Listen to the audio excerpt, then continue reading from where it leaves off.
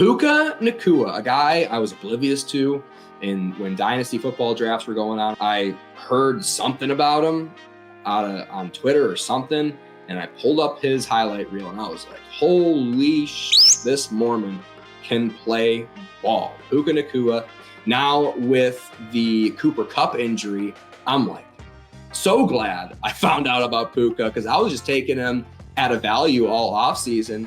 Now I'm thinking he might win me some games early.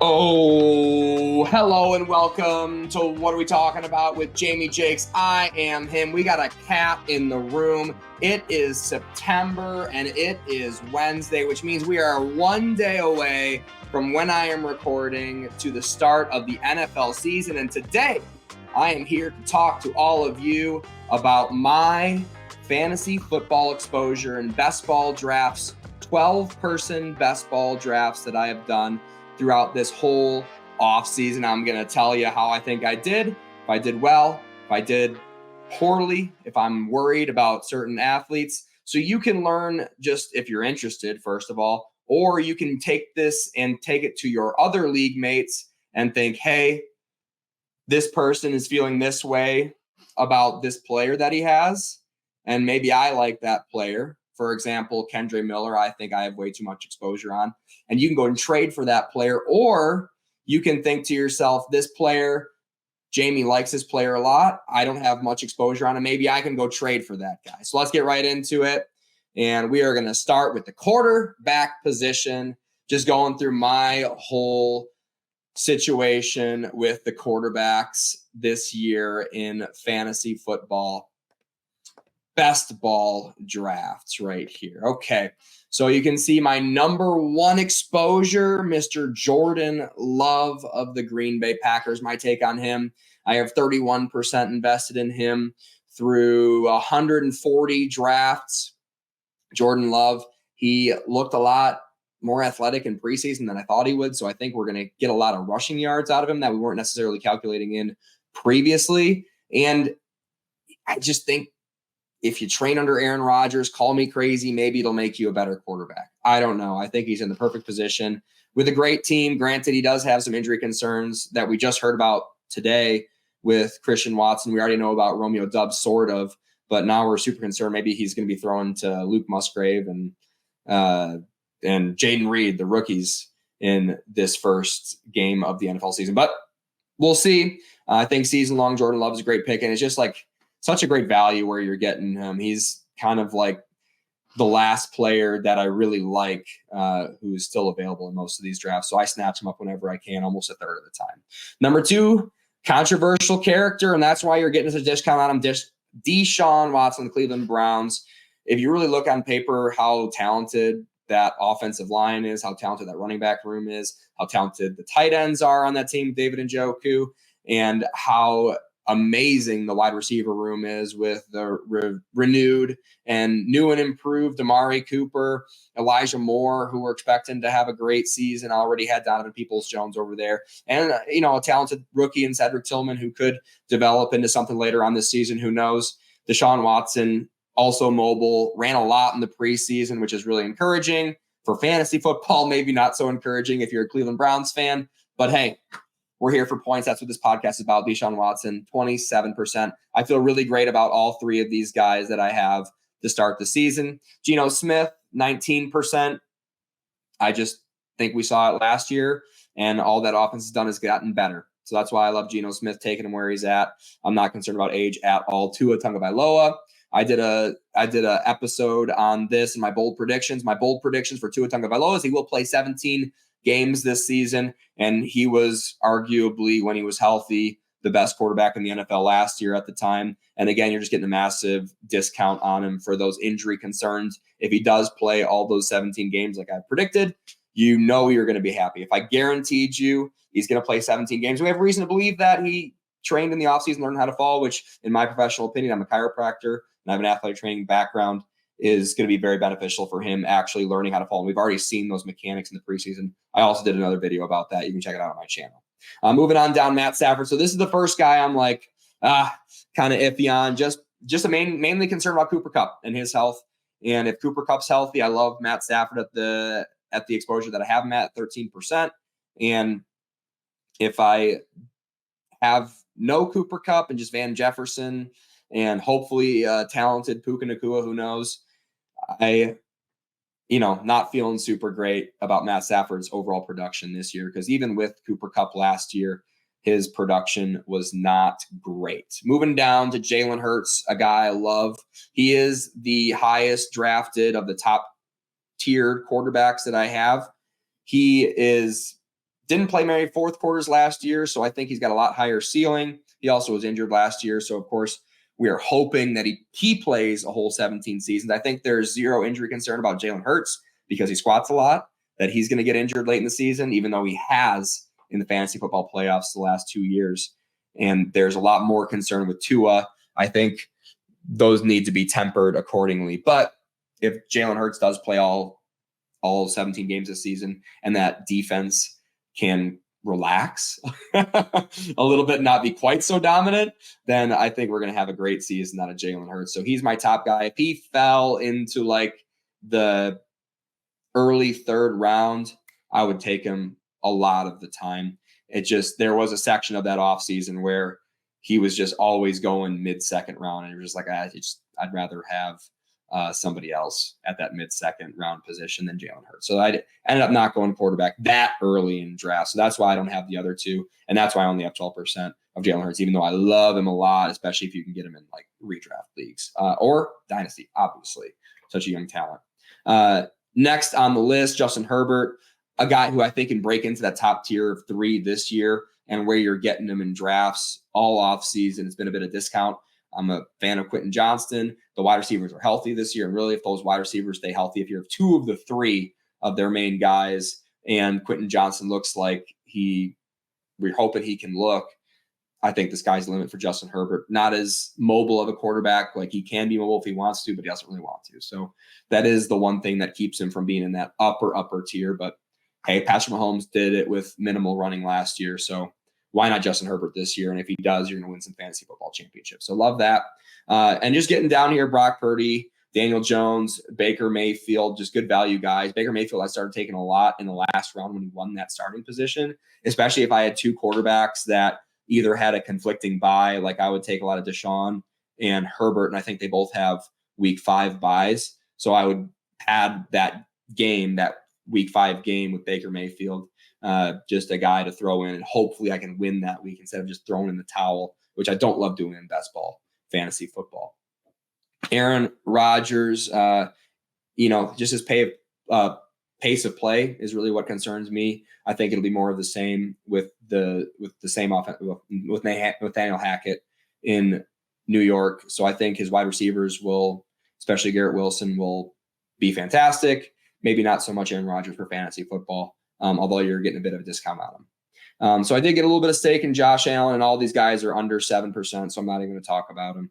And I'm just going to move on to the next section of running backs. A little bit more interesting maybe for some of us. So let's take a peek and see what I have. So Jerome Ford, I was taking him a lot before he had his hamstring injury.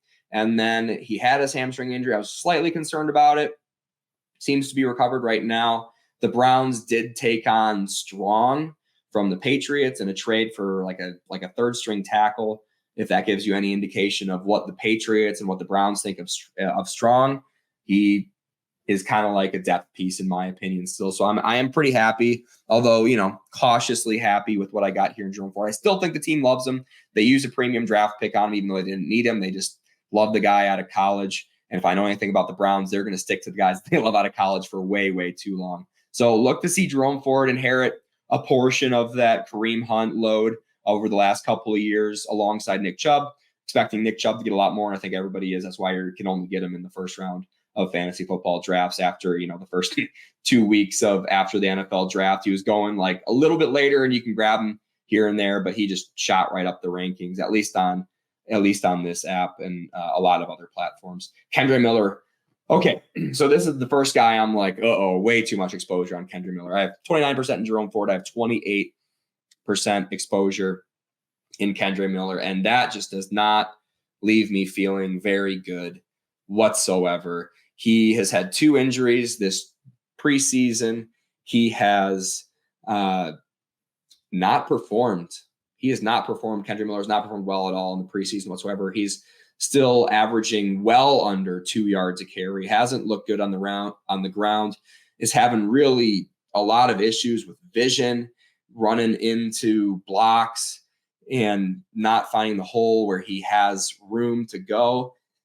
Doesn't look as dominant as an athlete as he did in TCU, unfortunately, because he was a guy I was super high on. Obviously, coming out of college, we drafted him at 28%, and that was after me totally fading him for the first month of the season. So I probably had him at something crazy like 35% not too long ago.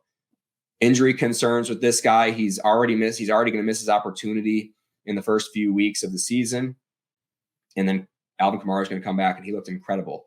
That was the juxtaposition that we saw in the preseason. That's what got me. The first thing that got me off Kendrick Miller, and then the 2 injuries. I'm like, I'm done with this guy. Traded him in my dynasty league. Tried to get him in my other dynasty league during the draft. I love this guy so much coming out of college, but I don't know if it's something in between the ears that's going on with him. I hope he can figure it out because I was such a fan of him at TCU. But just somebody who's not looking very good in the preseason when Alvin Kamara just single-handedly took the Saints offense all the way down the field. We know he's going to be back in week 4 for the Saints, and Kendrick Miller is going to be on the bench. And even if Alvin Kamara gets injured, which he doesn't have a history of, still think Jamal Williams is definitely going to win that role with what they've invested in him. So wish I had more to him. But I made it up for Alexander Mattison. Something else you'll notice out of me versus maybe some other people online is my exposures are extremely high to a smaller number of players. The only reason that is because I only play single season 12-team leagues in the Underdog fantasy format because that's just the way I like drafting. I like drafting guys that I like, and I don't like messing around as much with the meta, with the strategy of trying to get the most unique team possible instead of getting just guys you like, So for that reason, I stay away from the big jackpot games. If you're into it, that's great. It's just not my thing, at least not at the moment. Maybe I'll get into it next year or whatever. But moving on, Alexander Mattison, 25%. I'm huge on that. I'm just through the roof on this guy. I think his athleticism has really just been slandered this whole offseason. We've seen him perform when he does inherit that bell cow role 2 years ago. He didn't have the opportunity last year because Dalvin Cook, who we'll get to in a little bit, was incredible his whole career and just ate up so many opportunities from Alexander Mattison. And when we did get the opportunity, he hit the ground running. I would expect that Minnesota offensive line to be a little bit better. And even if they're not, he's just going to be the bell cow there. And that's something that y'all are going to have to get over. Leonard Fournette last year for the Tampa Bay Buccaneers, horrible offensive line, just with health concerns. Obviously, they started with a decent offensive line there, and he just got targeted. So even in half PPR, he still ended up being top 12, even though he was washed. And that's why he's not signed to a team anymore, because he's well behind Kareem Hunt at this point in his career. He just didn't have the juice last year, and he still in fantasy football was awesome. And Alexander Mattison, that's kind of, I think, his worst case scenario. In best case scenario, he looks like he did the last time he had the bell cow role in Minnesota. So Alexander Madison's one of my guys to break out this year. And you're not going to be able to talk me out of it until we watch week 1, maybe. A lot of things change very quickly. Brian Robinson just didn't make sense where you're getting him after Antonio Gibson. I guess Antonio Gibson scored more points than him last year. Also, Antonio Gibson didn't get shot twice in the ass last year in the preseason. Survived it, came back, reestablished himself as a rookie in the starting role of Washington, and didn't look back. Got better. Just watch the highlight film. Got better as the season went on. When he came off of the injury, maybe rushed him back a little bit too quickly. Didn't look super explosive. Didn't look very shifty. And 2, 3, 4 games in the season, he started getting his legs back up under him, and just looked astronomical. Looked amazing. So I think the sky's the limit for Brian Robinson. Granted, that coaching staff not going to be around maybe halfway through the season. So maybe we see a massive change in that backfield or that usage, but I doubt it. Moving on to Josh Jacobs, a guy I gambled on when he was having his holdout. Super nerve-wracking, but glad that I got him. Had massive value on him and had a lot more value on him before he got re-signed to his contract and stopped holding out.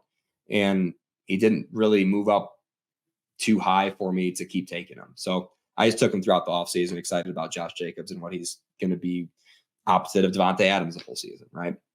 Dalvin Cook. I think Dalvin Cook's going to score more fantasy points this year than Breece Hall. And I don't think there's any reason not to, honestly. He's 27, 28. I think he just turned 28, might have turned 28 years old. Still as explosive as ever. He played behind an offensive Minnesota line last year, a young Minnesota offensive line last year. And I do actually think the Jets will be a marginal step up compared to how bad that offensive line in Minnesota was last year, where he produced extremely well. Aaron Rodgers dumps the ball off a lot. Dalvin Cook's going to get a lot of those dump offs. They've already talked about easing Breece Hall into it. I don't see why there's any reason Aaron Rodgers, who took a pay cut to get Dalvin Cook into town, is not going to want him on the field. I think he's going to be trustworthy. He knows Dalvin Cook very well, played against him his whole career, Dalvin Cook's whole career in the NFC North. They play each other twice a year. They know each other well. There's a reason Dalvin Cook is there. And I think it's just going to be more of a medical redshirt year for Breece Hall. He'll get in the rotation, but I think Dalvin Cook's going to be on the field 60% of the time in the Jets offense throughout the whole season. So I think it's just a great value of where you're getting him. And I think people are kind of silly not taking him. Bijan Robinson. So my biggest exposure so far to a first round talent, I was super high on him. I was taking him as high as like when Cooper Kupp went down the second time. I'm like, I'm taking fourth overall. I don't care. He's, again, I think people get a little bit concerned and a little bit confused with like history. And there is history of these rookie running backs performing very well, but there isn't really a history. It's unprecedented, the same way Colorado Buffaloes this weekend was unprecedented. He's an amazing athlete, probably the best talent we've seen since Saquon Barkley coming out of college. On top of it, he's going to inherit the number one rushing offense from last year. And I guess people are really high on Tyler Algier. I am not. He's nowhere near the athlete that Bijan is. It's just like one of those things like, what are you talking about? I guess he's a fine handcuff, him and Cordell Patterson over there backing him up. But it's Bijan season. He could easily, especially with a decreased role in terms of volume in San Francisco for Christian McCaffrey, easily be the number one overall running back this season. So that's why I took him where I took him, even though I love Austin Eckler. Just didn't get a lot of Austin Eckler because his ADP was before Bijan. I was just taking Bijan ahead of him like 8 times out of 10 about. Derrick Henry, another one of those guys where it's just like, I think he's going to remind everybody why he's been going in the first round every single year of his whole career. And that's just the bottom line. I think he's going to perform great. Jahmyr Gibbs, 20%, took him a lot more after I saw him in preseason with the Lions and kind of thought about how he's going to be performed or how he's going to be used on that offense. I'm a little bit nervous about David Montgomery. I took him a little bit here and there, but honestly, probably not enough. This is like the one stack I wouldn't mind, especially in best ball, of Jahmyr Gibbs and then take David Montgomery again. And they might honestly both be able to be started. If I think is what's going to happen. What I think is going to happen is Jahmyr Gibbs is going to be the wide receiver 2 there and the running back 2 there. And David Montgomery is going to be the running back 1 there, maybe the running back 1A to Jahmyr Gibbs's 1B. Now, the opposite side of that is they protect Jahmyr Gibbs too much. Maybe he's not quite the athlete that we thought he was coming out of college, even though he looked great in the preseason.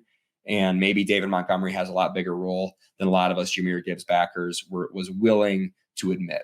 Granted, wait 5-6 weeks before you make your decision on Jahmyr Gibbs because he's already got the draft capital. He's got the talent.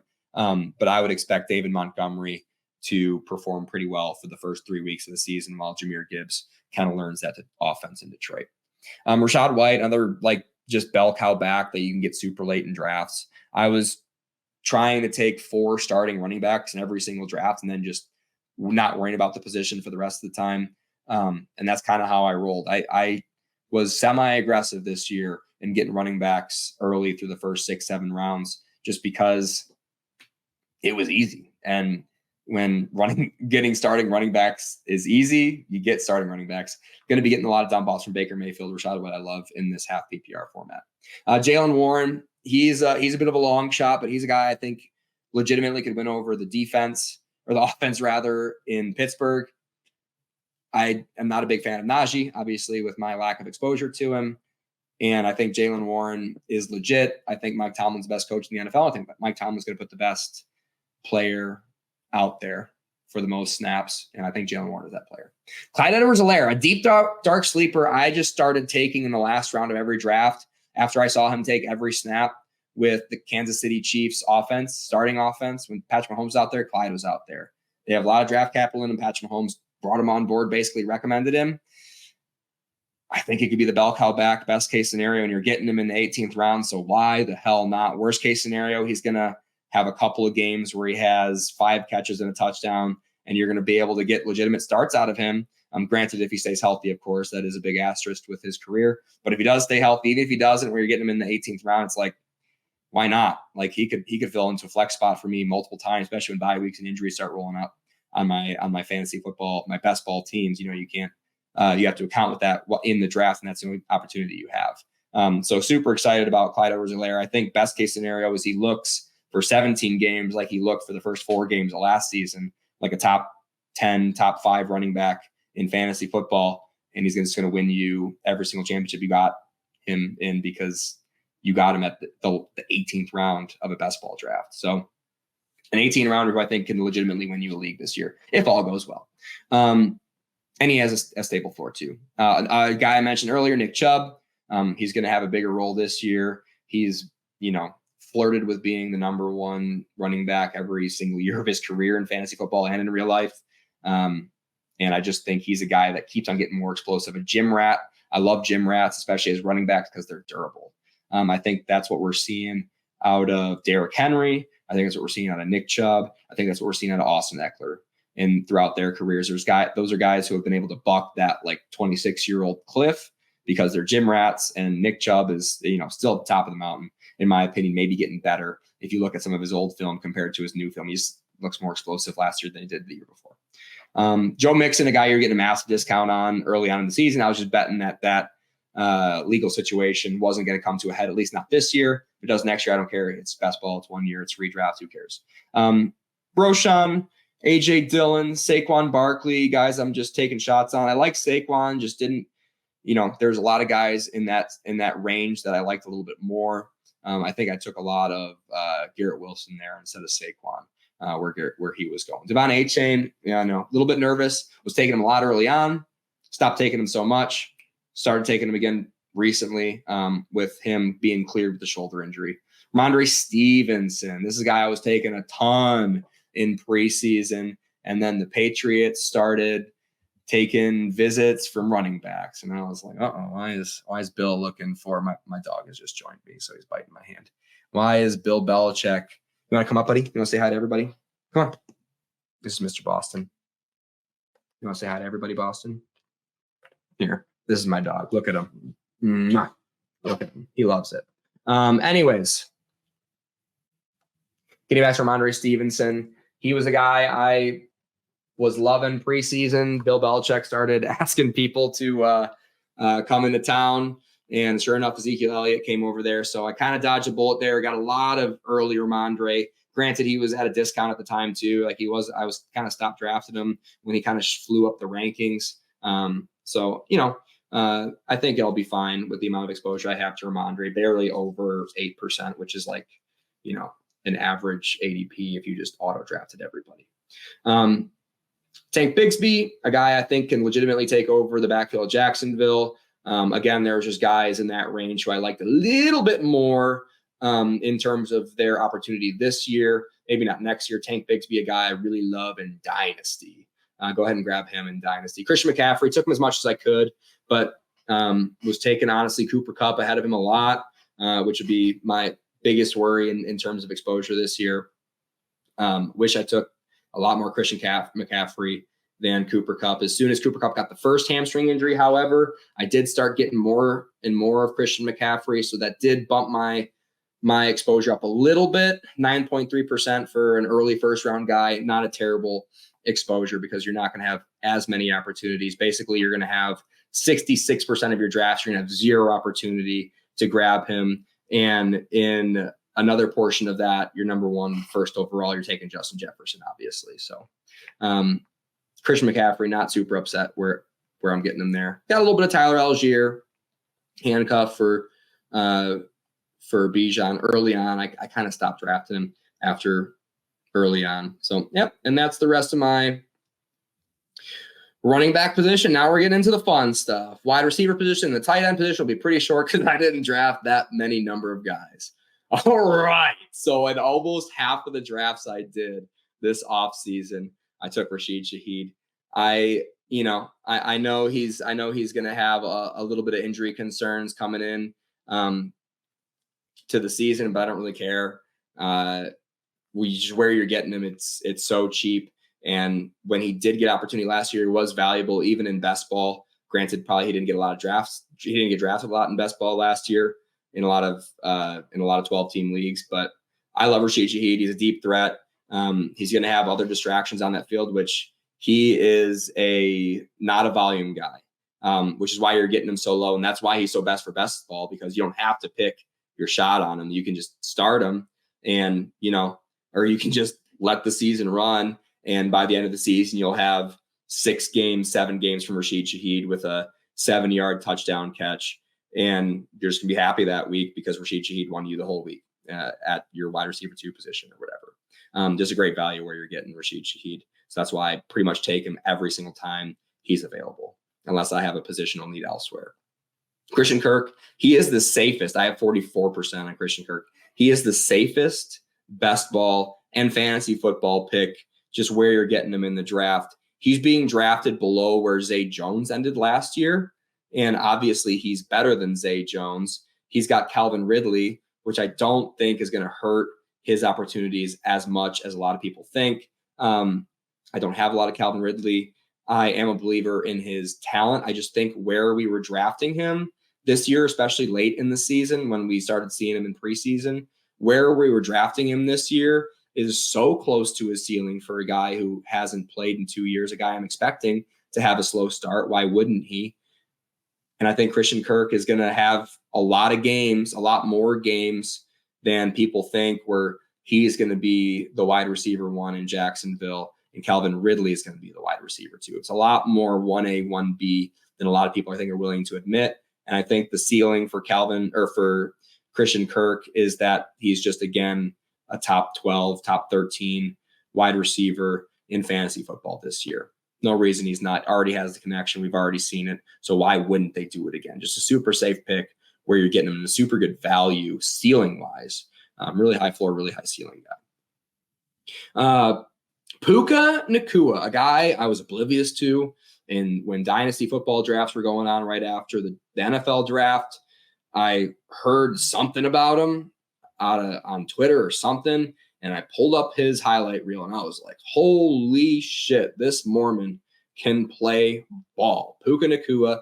Now with the Cooper Kupp injury, I'm like so glad I found out about Puka, because I was just taking him at a value all offseason. Now I'm thinking he might win me some games early on in this fantasy football season, which for a guy, again, who you're taking like Clyde Edwards-Helaire in your last round, if he wins you 3 games, that's a massive value where you're getting him. And, who knows, maybe he wins you a championship if he balls out in week 17. Puka Nacua, he's already established a starting role on the team prior to the Cooper Kupp injury. Now he's just going to be on the field, I'm hoping, like 60-70% of the time with Matt Stafford. And, if they have a magical bond for him, he's going to hold that starting position. Most rookie wide receivers that are good, when they're given an opportunity, they don't let it go. Even if Cooper Kupp comes back, he'll be the number 2 ahead of Van Jefferson if he performs. And that's the ceiling for Puka Nacua. And I think a guy, worst case scenario, is going to win you a couple of weeks with Matt Stafford and the Cooper Kupp injuries early on in this offseason. Michael Wilson, a guy I was taking a lot early, just basically like every single time early. Then he kind of floated up into like the 17 and 16 round. And that's kind of when I stopped taking him, especially with the uncertainty at quarterback. Hopefully Josh Dobbs starts the whole season. If Josh Dobbs starts the whole season, I'm going to have a massive value with Michael Wilson either way. He's a starter, and he's just a superstar. Had massive injury concerns in college. Doesn't seem entered the draft healthy. Doesn't seem to have any injuries or any concerns whatsoever in Arizona, other than he plays in Arizona, which is kind of like, in a way, helpful to him because he doesn't have any competition for targets. DeAndre Hopkins at 30%. Another guy I'm like, what are we talking about? Like, I know that I realize this guy is getting a little bit older, but I don't think he's lost as many steps as a lot of people like to think. I don't think he's lost any step.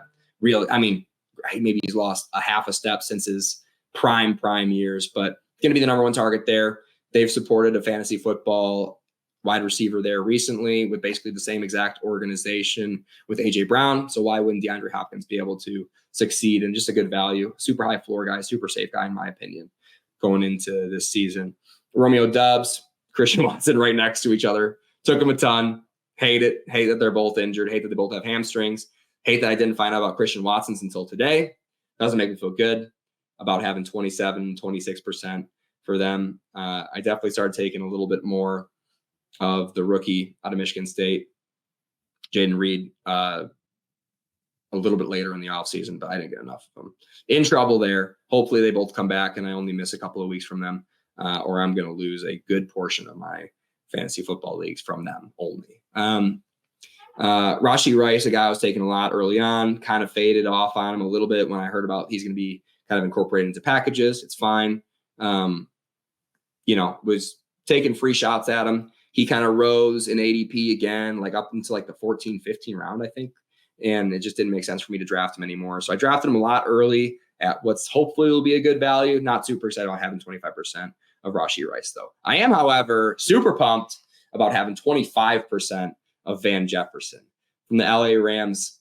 Going to be the number one there with Cooper Kupp down. Going to inherit a massive role with Matt Stafford, who's still got some juice in the tank. So maybe Van Jefferson and Marvin Mims and Amari Cooper will make up for my horrible misfortune with Romeo Doubs and Christian Watson and Cooper Kupp. Marvin Mims could be the number one there. Maybe that offense kind of figures it out. Maybe they're good. Who knows what could happen. Was basically the best value by far for like 2 rounds in advance. So I took him everywhere I could get him. Amari Cooper, took him a lot early. He kind of rose in the ADP pretty quickly. And I rose on guys like Mark Andrews with the situation in Baltimore. And I rose on guys like Jahmyr Gibbs with the situation in Detroit. So I took him a lot early. Didn't take him super late. Still excited about it. Love him. Love kind of what him and his quarterback are going to have in Cleveland. So not super worried about that at all. Especially in the basketball format, we know Amari Cooper can have some down weeks. So taking him where you're taking him wasn't that bad, especially early on in the season. Jordan Addison, probably going to earn a bell cow role in Minnesota. I don't think, obviously Justin Jefferson is going to keep him off the field if they're in one wide receiver sets for whatever reason. But the KJ Osborne for the Minnesota Vikings, I don't see him getting in the way too much after week 2 or whatever. Tyler Lockett, another super safe guy. Elijah Moore. There's my Cooper Kupp, 18%. Hate it. Hate everything about it. Garrett Wilson, 17.9%, which is pretty high for basically a guy who's going on the 1-2 turn. Basically every single time I had like a 10, 11, or 12 pick, I tried getting Garrett Wilson on the way back. And I did early on in the season a lot. I got him in both dynasty leagues. I have him in, I think, a couple of redraft leagues as well. I love Garrett Wilson. Wish I had more, but didn't really have the opportunity. With that being said, I like Garrett Wilson more than I like Cooper Kupp at the moment. Tyler Boyd, I got a few times, whatever. Tim Patrick out for the season. Had a massive share in him early on, man, obviously. So that sucks. But oh well, it was a late draft pick. I'll recover, hopefully. Dotson, wish I had more of him. Didn't really discover his opportunity. And then Scary Terry McLaurin ended up with a toe injury. This offseason is like, I kind of like Jahan a lot more now. I still think I got plenty of shares in him. Love having 14% of him. Love having 13% of Zay Flowers, rookie wide receiver for the Baltimore Ravens. I think he's just going to be the number 2 target there behind Mark Andrews. in a high-powered offense. So love that I got him where I got him. Don't love that I traded the draft pick that turned into Garrett Wilson, turned into Zay Flowers. So, bittersweet there. But once I wasn't high on him in pre-draft really, but once we started seeing him and his highlights out of Baltimore, I started liking him a lot more. Keenan Allen, guy that went pretty early, but in that kind of bunch of wide receivers that I kind of liked all of them. So, whichever one fell to me, I was happy. And I guess Keenan Allen just didn't fall to me quite as often as the rest of them. Jaden Reed, I started drafting a lot more. So maybe that'll offset a couple of those exposures I have in Christian Watson and Romeo Doubs. AJ Brown, then you're just going to see, I got a lot of Justin Jefferson, 12.9%. So I guess that means I got lucky in a lot of these drafts, getting a lot of first round picks more than I should have. Because I don't remember ever really getting him in the second or third round. Randall Cobb, guy I grew way up on later on in the season, just drafted him in the last round of every draft I did probably for the last couple of weeks, at least pretty much. Him and Clyde Edwards-Helaire. He's going to be the number 3 there, I think. Maybe number 4 target for Aaron Rodgers, which we'll get to in a second. And a guy who's just going to win you weeks because he's going to get a touchdown. He's going to get 6 receptions for 80 yards in like 3 weeks this season. You're getting him basically for the last pick. So he'll win you some weeks. So super happy with that. Jonathan Mingo, I was high on early on, and I was like, maybe this rookie quarterback thing is going to take a while to develop. Same thing with a lot of these guys getting into the 8%. So finally on to the tight end, and I'll try and keep this short because I think I've been talking for way too long to y'all. Glad that y'all are still with me. I appreciate each and every one of you. Number 1, Tyler Conklin, obviously a believer in Aaron Rodgers and his receivers. Not so much Aaron Rodgers in fantasy football. I got him a lot. Got Tyler Conklin a lot. He was oftentimes a lot of my third tight end. I like taking a few tight ends, especially in these leagues, because tight ends are so up and down a lot of the time. If they do get injured, I do want a couple of guys to fill in for him. Tyler Conklin is, I think a good talent. And with Robert Tonyan, I think we've seen Aaron Rodgers do a lot more with a lot less. And I think Tyler Conklin, again, is just going to have some big boom weeks. Same thing with Taysom Hill, the guy I have, 32%. Took Taysom Hill as much as I possibly could. He was pretty cheap, and we just know he's going to, at one random game, get 3 goal line touchdowns where they direct snap to him in the backfield, and he just pounds it in. Just what they do in New Orleans, and that'll win you a week. That's really all you need in best ball. You don't have to decide whether to start him or not. You just sit him when he gets 2 points, and you start him when he gets 24. So why wouldn't you take as much Taysom Hill? Doesn't really make sense to me that people were drafting him so late.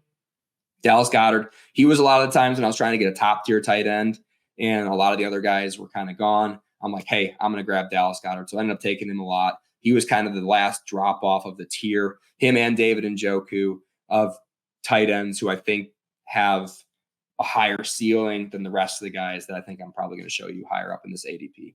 Jake Ferguson, super safe, super late, number 1 target in Dallas. Schoonmaker ain't scaring me. Juwan Johnson, the guy I rose on late this offseason, and a guy you were just getting for super cheap, might be the number 3 target there in New Orleans, and I think a massive end zone threat, which is why I really love him. Luke Musgrave doesn't have any competition in Green Bay for tight ends, and that's usually what keeps rookie tight ends off the field early on in their career. And he's looked great in the preseason, so I took him a lot early on, and after I started taking him on a lot early on, he rose extremely high in the rankings, and I'm like, I don't want to take him there anymore. Mark Andrews, if I had a early 3rd round pick, so if I had an early 1st round pick, snake back around to me, I was taking either Mark Andrews or Jahmyr Gibbs pretty much every time. Like I said, I think Flowers is going to be the number 2 there, and I think he's going to be the number 1. Why wouldn't he be? Seemed to be healthy starting the season, I think. Seemed to look pretty good warming up in practice from the video I saw today. Has had a lot of time to recover for this undisclosed injury, so I'm not super concerned about that. Maybe he has a limited role in week 1, but who cares? Sam Laporta, more of the same. He's got a little bit of veteran competition there. And Detroit's going to score a lot of touchdowns. He looked really good in preseason. He looked really explosive. And I'm an eyeball test guy, and I loved the way Sam Laporta looked to these here eyes right here. Do you want up here, Mr. Boston? My dog's whining. There we go. Greg Dulcich. Maybe it works out in Denver. Maybe Greg Dulcich is a guy. I've seen other people predict that. Good Morning Football, I know, did. Why not Greg Dulcich? Tyler Higbee started taking him a lot with Cooper Kupp injury, especially when he re-aggravated the hamstring. I was like, give me as much Tyler Higbee as I possibly can. Only got 10% of them. I'll take it. And that about does it for this episode. And I am now fully exposed to you people. I hope you enjoyed it. If you did, leave a like. Please subscribe. Leave a comment. It was a great time hanging out with y'all tonight. I'm excited for the NFL season. It's about to start. I will be doing a live, hopefully, a live watch-along, watch party, commentary, MST3K style of the game on Thursday night. The Detroit Lions, my Detroit Lions, and the Kansas City Chiefs. So if you want to tune in. I don't know if anybody's going to watch. I hope they do. My name's Jamie Jakes. Has been What Are We Talking About? Good night.